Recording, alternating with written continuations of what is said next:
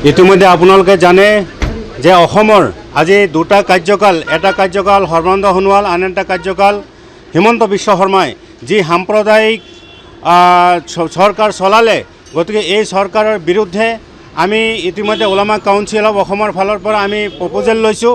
ইয়াৰ লগতে ইতিমধ্যে আপোনালোকে দেখিছে যে অসম ৰাজ্যিক জমিয়ত উলামা তথা সৰ্বভাৰতীয় জমিয়ত উলামাৰ মাননীয় সভাপতি সৈয়দ আৰশ্বাদ মদনী চাহাবেও সমগ্ৰ দেশবাসী তথা অসমবাসীক সম্বোধন কৰি কোৱা হৈছে যে যিকোনো প্ৰকাৰে সাম্প্ৰদায়িক শক্তি প্ৰতিহত কৰিবৰ কাৰণে বিৰোধী ঐক্যমঞ্চ যি কংগ্ৰেছৰ নেতৃত্বৰ বিৰোধী ঐক্যমঞ্চ আছে, সেই ঐক্যমঞ্চক ভোট দিবৰ কাৰণে তেখেতে আহ্বান জনাইছে। ইতিমধ্যে আপোনাৰ মনত পৰিব যে ভাৰত স্বাধীন হোৱাৰ 70 বছৰ 60 বছৰ 70 বছৰ পিছত কিন্তু কোনোদিন বিজেপি মানে 10টা সিটো পোৱা নাছিলে। কেতিয়াবা 3টা, কেতিয়াবা 2টা, কেতিয়াবা 5টা এনেকুৱা সিট পাইছিলে। কিন্তু এই কথাটো মই অসমৰ ৰাইজক অনুৰোধ জনাম যে আমাৰ ইছলাম ধৰ্মাৱলম্বীসকলক অনুৰোধ জনাম যে ৰাইজসকল আপোনালোকে নিজৰ অকণমান বিবেকেৰে অকণমান শীতল মস্তিষ্কৰে অকণমান চিন্তা ভাৱনা কৰি চাওক। কাৰ কবলত কাৰ বলত আজি বিজেপি চৰকাৰ আহিলে? কোনোদিন বিজেপিয়ে 10টা আসন পাইছিল নেকি? নাই পোৱা। গতিকে এই বিজেপি চৰকাৰক অনাৰ মূলত মানুহ হ'লগৈ মৌলানা বদৰুদ্দিন আজমল চাহাব। যাহাই নেকি মৌলানা বদৰুদ্দিন আজমল চাহাবে সেই তিনিচুকীয়া, ডুমডুমা, শদিয়া, মাৰ্ঘেৰিটা, যোৰহাট, আপোনাৰ গোলাঘাট বা লখিমপুৰ, উজনি অসমৰ বিভিন্ন অঞ্চলত প্ৰায় 80টা সিটত যেতিয়া প্ৰতিদ্বন্দ্বিতা কৰিলে, এনেকুৱা এক ভয়াৱহ পৰিস্থিতি যিটো নেকি এই বিজেপি চৰকাৰখনক অকণমান তেওঁ ৱেলকাম কৰি লৈ আহিলে।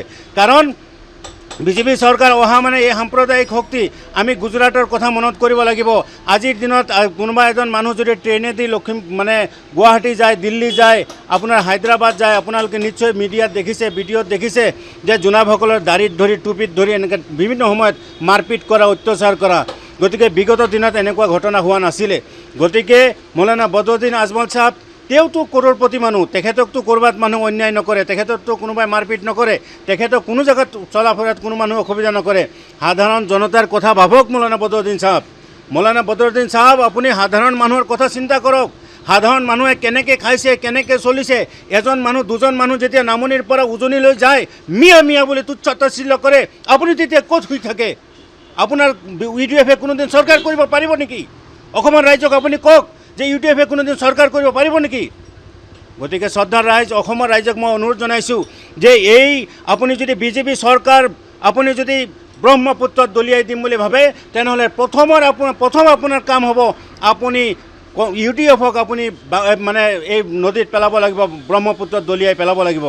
কাৰণ UDFৰ যিটো লেবেল লৈ আহিছে, আমি জানো যে জোনাব মানুহ বুলি ক'লে বহুত শ্ৰদ্ধা কৰে মানুহে, বহুত ভক্তি কৰে। কিন্তু আপোনালোকে এইখিনি কথাত গম পাব যে আগদিনাখন যদি আমাৰ হিমন্ত বিশ্ব শৰ্মাই কয় যে তোমাৰ মই ৰাজহাৰ ভাঙিম, কামিহাৰ ভাঙিম, মিয়াৰ অস্তিত্ব নষ্ট কৰিম, তাৰ পিছদিনাখন আকৌ আমাৰ চাচাই মৌলানা বদৰুদ্দিন চাহাবে কি কয় যে তুমি কামিহাৰ ভাঙিবা, মই তোমাৰ গোটেই হাৰ মোৰ চব ভাঙি দিম। গতিকে তেওঁলোকৰ কথা যে এটা তাল মিল আছে, অসমৰ ৰাইজে, সাধাৰণ ৰাইজে বুজি পাইছে। গতিকে মই অসমৰ ৰাইজক এটা পইণ্ট কৈছোঁ যে কোনোদিন বিজেপি চৰকাৰ আহিব নোৱাৰিলেহেঁতেন যদি এই UDF জন্ম নহ'লহেঁতেন। গতিকে শ্ৰদ্ধাৰ ৰাইজ, মই আপোনালোকক অনুৰোধ জনাইছোঁ, যদি দেশত শান্তি বিচাৰে, যদি আপোনাৰ ল'ৰা উজনিত গৈ শান্তিত থাকিব বিচাৰে, আপোনাৰ ল'ৰা যেতিয়া উজনিত যায় কাম কৰিবলৈ, তেতিয়া যেন সি যেন কোনো মানুহৰ অসুবিধাৰ সন্মুখীন নহয়, মিয়া বুলি যেন গালি পৰা নহয়, তাতো যেন ভালকৈ থাকে। আৰু উজনিৰ পৰা দুজন ল'ৰা, ডেকা ল'ৰা টেটৰ চাকৰি কৰিবলৈ যেন নামনি অসমত আহি ডেকা হওক, কলিতা হওক, শইকীয়া হওক, তাৰো যেন কোনো অসুবিধা নহয়। গতিকে এই পৰিৱেশ সৃষ্টি কৰিবৰ কাৰণে বিজেপি বিৰোধী ঐক্যমঞ্চক আমি সমৰ্থন কৰিছোঁ ওলামা কাউন্সিলৰ ফালৰ পৰা, আৰু মৌলানা আৰশ্বাদ মদনী চাহাবে সমৰ্থন কৰিছে। যিকোনো খবৰৰ বাবে যোগাযোগ কৰক আমাৰ এই নম্বৰত 9181 307 221।